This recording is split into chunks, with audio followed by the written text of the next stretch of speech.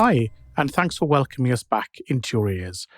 I know that this is episode 19 of our podcast, but I'm pretty unsure as to everything else. Day, date, month. And even though there's a cautious reopening in the UK, with some people returning to work, there's also a haze of uncertainty too. Should I go back to the office? Can I go shopping? Restaurants? Go on holiday?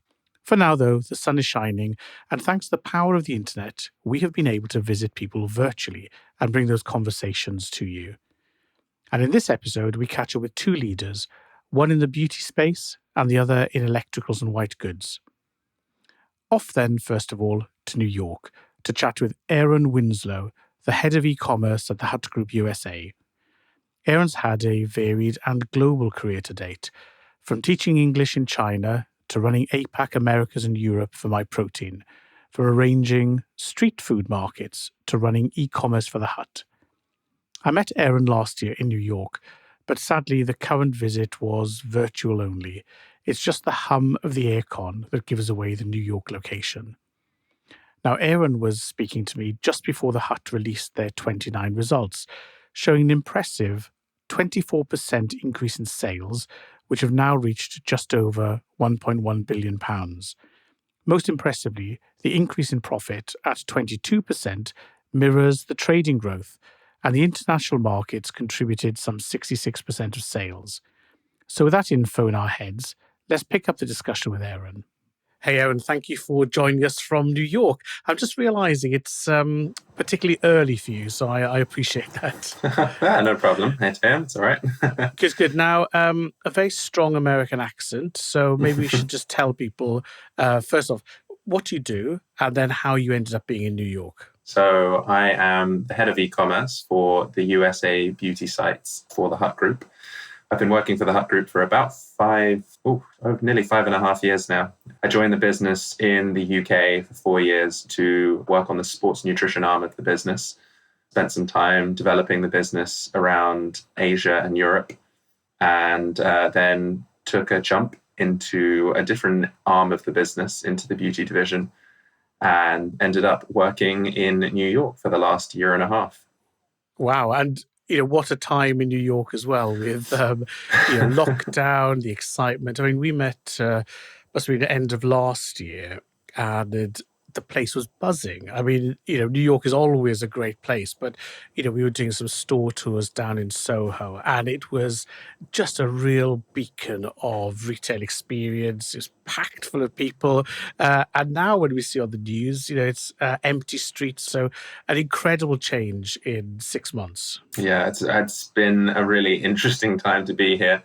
I guess I've been a little disappointed with the limitations that we've had over the last few months from a personal level, but it has been a really interesting environment to be a part of. I think we're a lot more in it, right in the middle of the city, living on Manhattan, than maybe we were in South Manchester. But it's been very interesting to watch.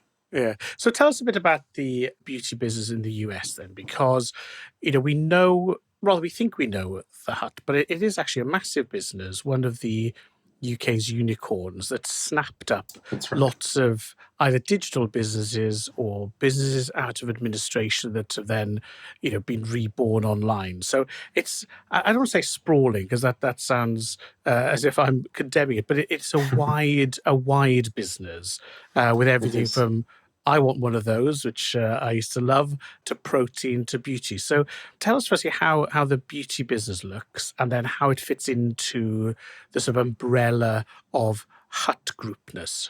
The Hut Group originally started as, if I'm not mistaken, before my time, it was a DVD and CD retailer. Yes. And it was all online. So and it was white labeling. That was the thing. And so white they labeling, were like the digital right. pioneers for companies with bricks and mortar. Yeah, absolutely. And it was always a tech-first company. So I think that the company is really framed as a tech company that happens to do retail rather than an online retail company. And if you think of it that way, you start to understand some of the scale that the Hut Group has been able to achieve. So a lot of people are using Shopify or Magento as their e-commerce platforms. But from very early on, the Hut Group built its own content management system. It built its own data analytics platform. Everything has been built internally. And then it's taken that out and expanded it into various other divisions and businesses. And as you start to acquire businesses, which is how the beauty business started for the Hut Group, as you start to acquire businesses, you're able to plug in all of these parts that you've built yourself into a business which otherwise has a lot of overheads. So you strip out these overheads into businesses that are either, as you say, administration or struggling on a profit level, and bring it into the Hut Group, and it becomes a very profitable business very quickly because of the ease that the Hut Group can cut out overheads. If you and I just said, hey, let's launch a beauty business, we could go to platforms like Shopify or use an Amazon platform, so we could get going, but we wouldn't be as successful as the Hut Group has been at it. So is there a secret ingredient that is more than just scale and momentum? Is there something they can bring that I wouldn't be able to access even if I had the technology under my thumb? It's an interesting one. I mean, the business is, it's fought over the last few years, and I think that there is absolute grit in the founders of the business as well. But I do believe that the structure of the business that has been built, those key foundations at this level, when we're talking about this scale, those foundations have to have been there. It sounds so simple as just put the foundations down, but to have the commitment really to take that decision so early on, where it would have been otherwise cost effective to do something else. Yes. To see that the foresight for 10, 15 years down the line to be able to have all of the things that you need built all in place. That really is a huge decision in itself that shouldn't be overlooked. It's years of work, that one little sentence of build your own tech that goes into that. Right. Now, before beauty, My Protein. Now, again, correct me if I'm wrong, I see that mainly as something for sports nutrition, weightlifters, people managing the performance aspect of their eating. That's my perspective. I'm sure I'm wrong, but it does strike me as somewhat different to beauty.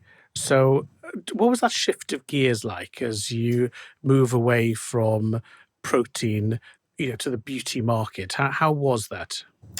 I take it back a step. It's actually less different than you think. I mean, other than the very much case of skincare and makeup being more about, it's all about wellness, and it's all about health and lifestyle and wellness. I mean, perhaps not so much health in the terms of makeup sector, but the type of marketing that we're trying to do all across the business is really appealing to a wellness and a lifestyle. We're trying to incorporate all of the brands together as part of one person's journey. So the sports nutrition business has actually developed, just to go off topic here for a second, but it's developed quite a lot in the last 10 years. 10 years ago, I would have agreed with you. It really is for people who are working out, who are going to the gym, who are weightlifters. But now it has become a really broad industry where you've got people, casual users, a lot of light casual users who are interested in keeping healthy, who are going to the gym, and they're not interested, the imagery that they're using, we're not using big muscly bodybuilders, we're just using regular looking, normal, healthy looking people.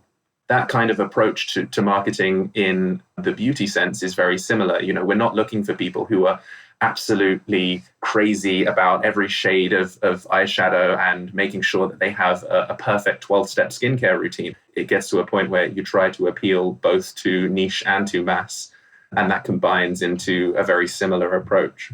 With wellness, how does that change the way the business is? From, the old days would be, hire someone famous to be the global face of the brand, sign up a pile of department stores, and then wait for Christmas and birthdays and sell as much as you can. I'm sort of making a parody really, but what are the dynamics of the beauty sector now?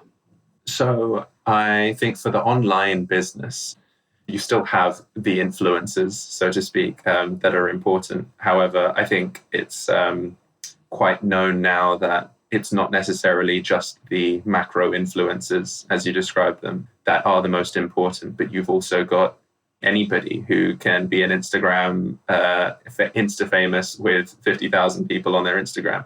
It's not just necessarily these people who are sporting 5 million, 10 million followers that are going to cost you a pretty penny, but it's also the smaller people along the way that are making an impact on the world and making an impact on the people that are buying your products. In working through those influencers, that must change your marketing to a much more hands-on and listening approach as well. So rather than one global campaign, you must have dozens, hundreds, thousands of influencers to manage as well, like sort of super stakeholders.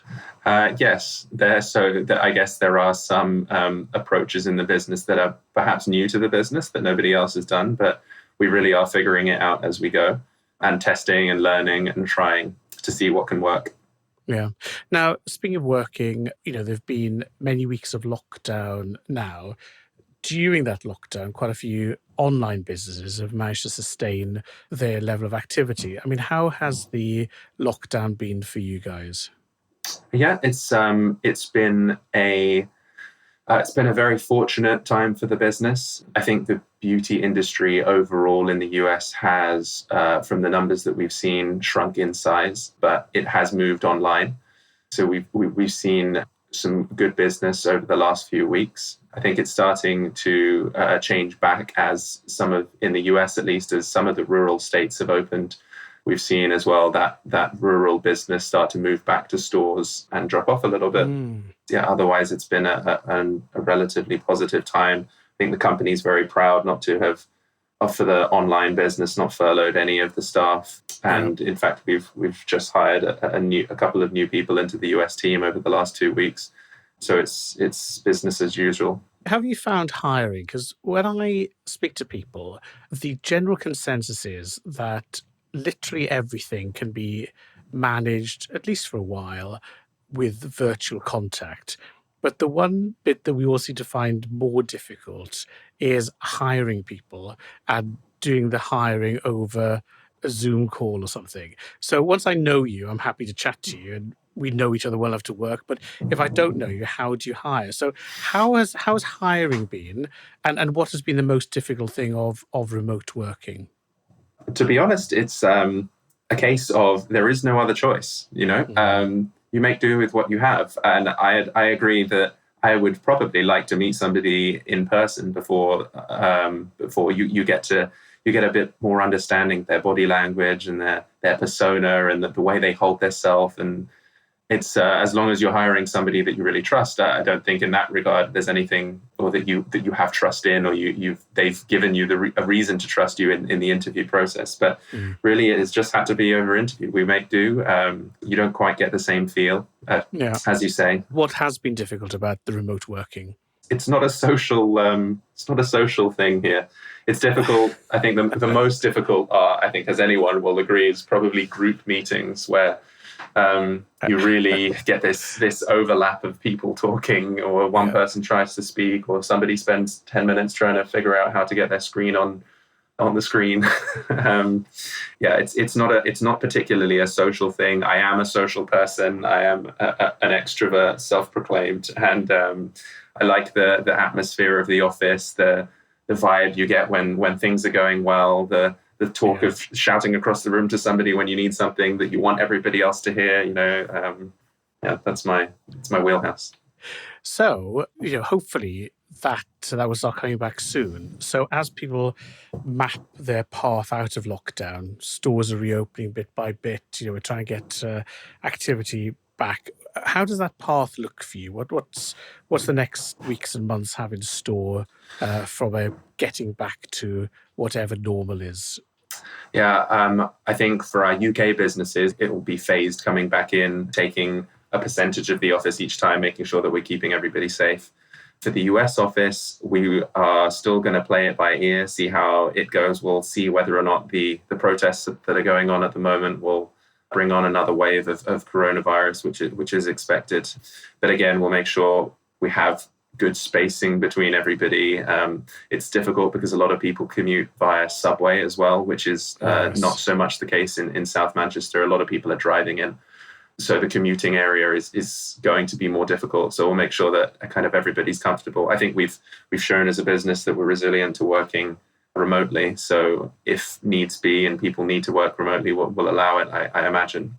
but we'll play it by ear and see how the advice goes from the state.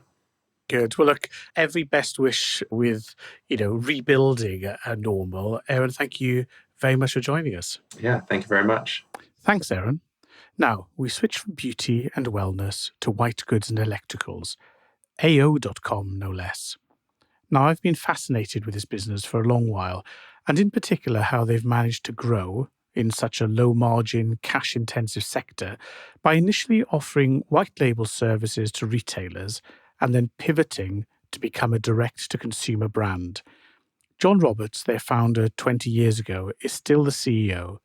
John is engaging, straight-talking, and never ducks a direct question.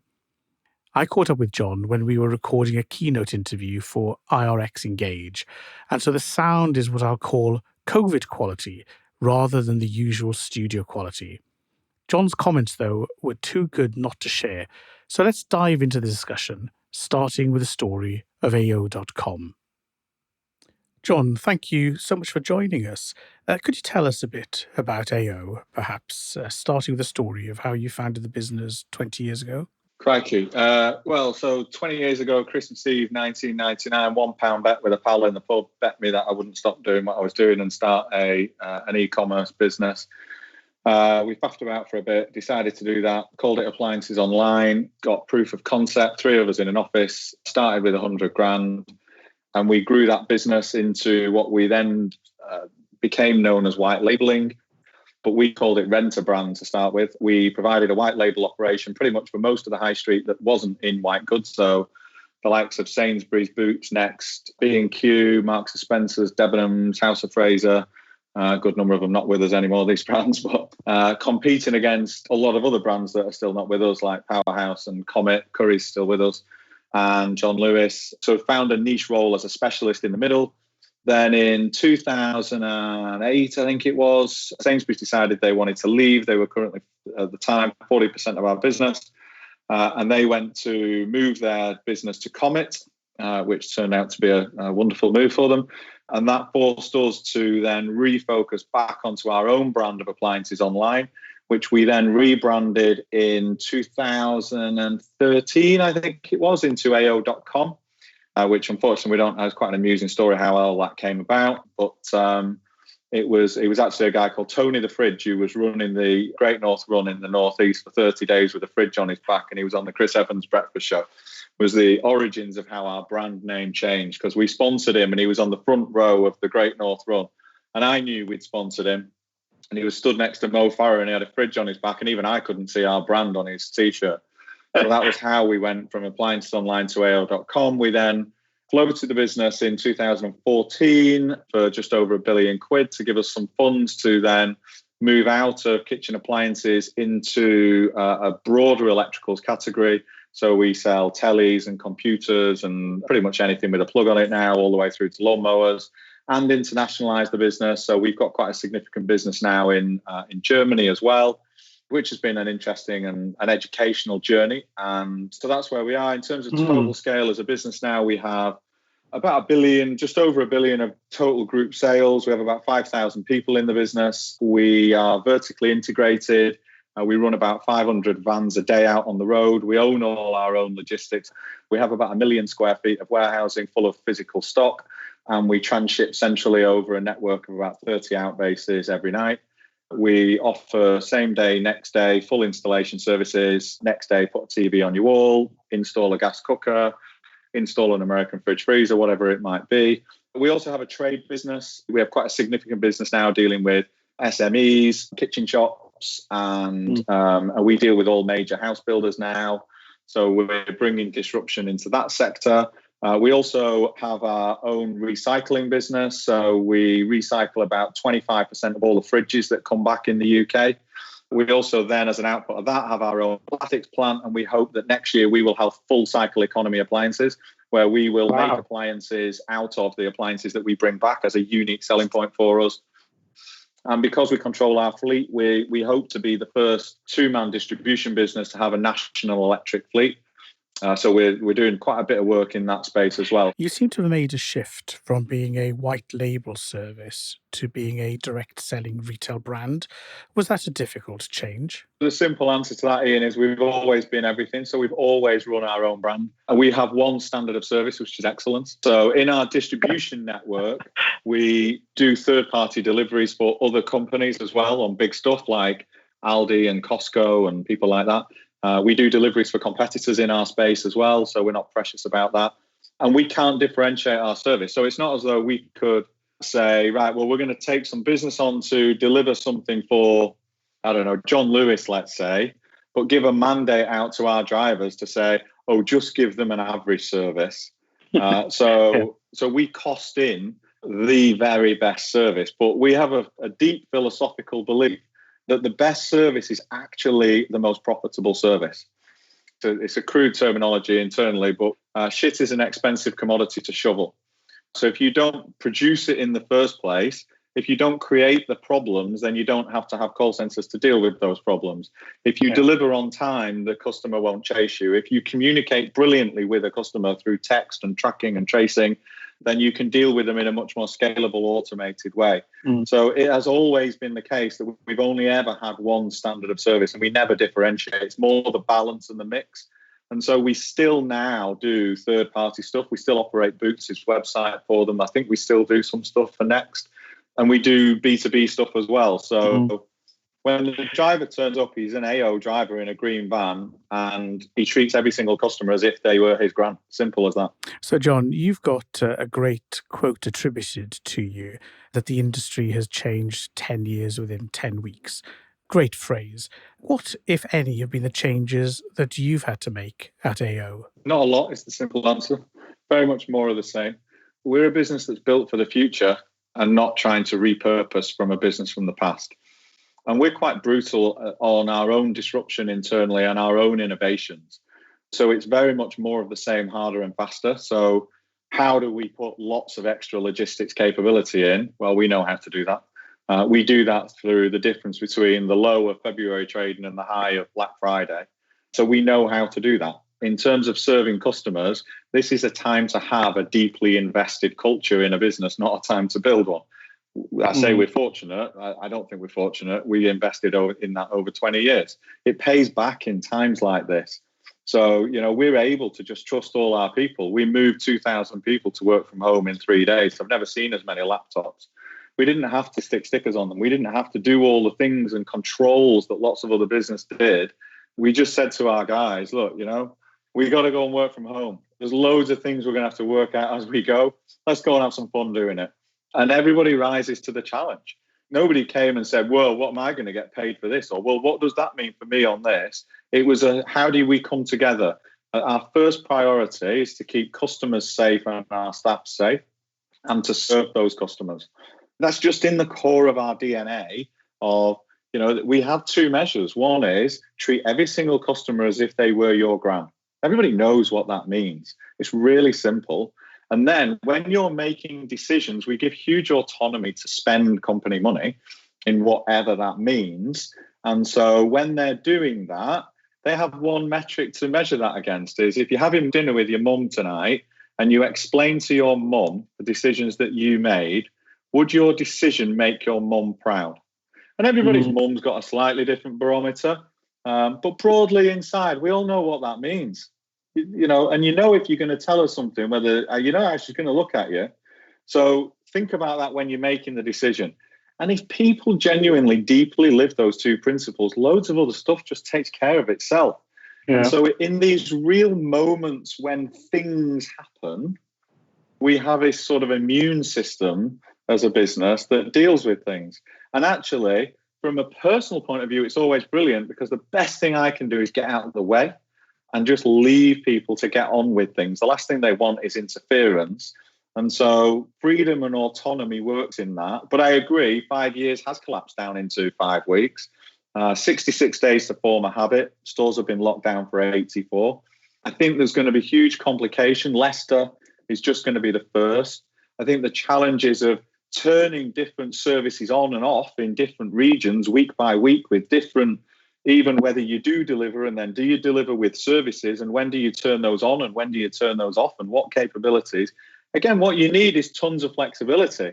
For the first 2 or 3 weeks, we didn't offer services unless if it was Mrs. Miggins on the 14th floor of a block of flats and she's 83 and she's got a fridge freezer and she keeps her insulin in it. Well, a doorstep delivery is not much good for her. We need our drivers to exercise judgment that the right thing in that situation is to get that fridge freezer up and plugged in and get the old one out. You can't put that on an order form. You just have to trust people's judgment. Well, John, that's a great note on which to end. Thank you very much for taking this chunk of time out of your day to join us. No problem, pleasure. Well, I feel we only just scratched the surface there. So we've invited John to come back again, and we look forward to learning even more then. So that's our episode of Lockdown Listening. We'll be back again soon. And as ever, do let us know of any topics you'd like us to cover, people you'd like us to interview, or of course, volunteer yourself. Don't be shy. But until the next episode, keep well, mask up, and wash those hands.